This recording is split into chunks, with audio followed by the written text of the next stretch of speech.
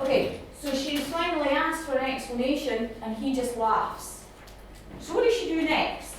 Well, she tries to maintain this sense of normality. You know, it's the whole, if I don't see it, if I pretend not to see it, it's not happening. If I don't look at it, it's not actually there. So she's desperately trying to maintain this sense of normality, and that's marked by the introductory short sentence at the opening of the next stanza. And then she tells us what that meal consisted of. So for their starters, they had corn on the cob. Within seconds, he was spitting out the teeth of the rich. Now this is a metaphor, and it's quite a complicated metaphor. So the individual pieces of sweet corn are being compared, and this is the important bit, to gold teeth. If you look at the metaphor, they are described as the teeth of the rich. So the suggestion here is that the teeth are golden. That's why they are the teeth of the rich. And that's the comparison that's being made. Now the question again comes in terms of the similarity, because the similarity is ambiguous. If you actually think about sweet corn and compare it with teeth, it could be either the shape or the colour. And that's where the ambiguity comes from. We're not sure if the similarity that's being made here is to do with the shape, that sweet corn is the same similar shape to teeth, or if it's the golden colour of a gold tooth being compared to the sweet corn, which has obviously become pieces of gold.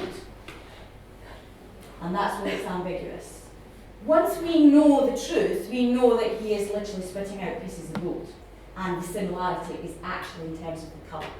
So what does he do next? Well, he toyed with his connotations of played. So he's having fun. It also has quite childish connotations, which again is perhaps a reflection of his intellect. He toys with his spoon, then mine, then with the knives and the forks. This is a list. And the significance of that list does not become apparent to us until we've had the climatic revelation, where we know that everything he's touching has turned to gold. So at this point, not sure why I need to have a list of the things that he's touching, but that will be revealed, obviously is revealed later on. He asked, where was the wine? I poured with shaking hand. Important word choice on shaking, connotations of extreme anxiety, and it marks her emotional state. So if you can imagine just for a minute that you're sitting at the table and your mum or your dad, whoever, comes home from work and sits down and they pick up their knife and it turns to gold, then they pick up your knife and it turns to gold, then they pick up a fork and it turns to gold. You're going to be somewhat perturbed, okay, and somewhat frightened. So then we have this description of the wine. Again, this is about trying to maintain a sense of normality. And the normality is trying to be established by her focusing on the detail of the scene. We don't care what wine they're drinking, we just want to know what's going on. Then watched, and this is probably one of my favourite parts of the poem. What does she watch? Then watched as he picked up the glass, goblet, golden chalice, drank. So we've got enjambment, we have a list, and we have alliteration. Now the question, so there's a delay in revealing what he was doing, and again this is all adding to this idea of tension.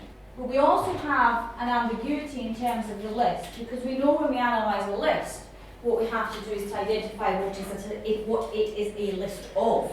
Now, without the context of knowing what is happening here, you would think that this was a list of drinking vessels, a list of things that can be used to drink from. So one can drink from a glass, one can drink from a golden chalice, one can drink from a goblet. One would think that this is a list of drinking vessels. However, it's not, it's more than that. It is actually a list of the changes that the glass undergoes as he touches it. So it goes from being made of glass to being more like a goblet, to being more like a golden chalice as it turns to gold. Okay? So again, there's this confusion about what is the nature of the list. So it's marking the change that the glass is undergoing. The alliteration reinforces the connection between the items in the list. Because in essence, it is actually the same thing. It is the same object that is just being described in 3 different ways. And that's very clever. Conjunction, list, alliteration, and it creates a beautiful image, I think, in your own mind of being able to conjure up what happens to the glass as he touches it and it turns into gold. And I think that makes it so clever.